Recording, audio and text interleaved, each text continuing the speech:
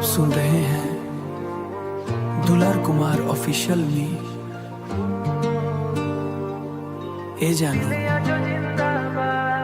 तू छोड़ के काहे चल गईलू, अब ई दिल हर रात रोवेला। जब से तू दूर भइलू दिलवा टूट गइल, तोहरे बिना ये सजनी जीना छूट गइल। तोहरे याद में ये जानू रात भर जागेला, तकिया भी भींज जाला जब दिल रोवेला। तोहरे बिना दिल रोवे, अखिया से पानी खोवे।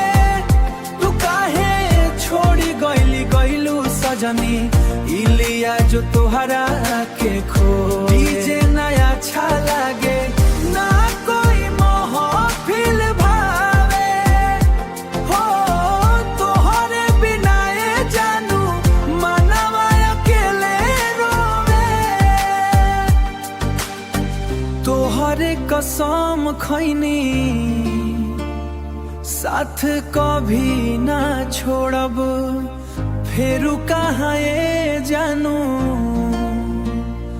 दिलवा हमारा तोड़ब। बारिश के हर बूंदिया तोहरे याद दिलावे।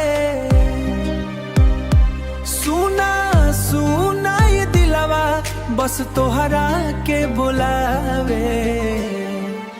तोहरे बिना दिल रोवे, अखिया से पानी खोवे। तू काहे छोड़ी गइली गइलू सजनी, इलिया जो तोहरा के खो। डीजे नया अच्छा लागे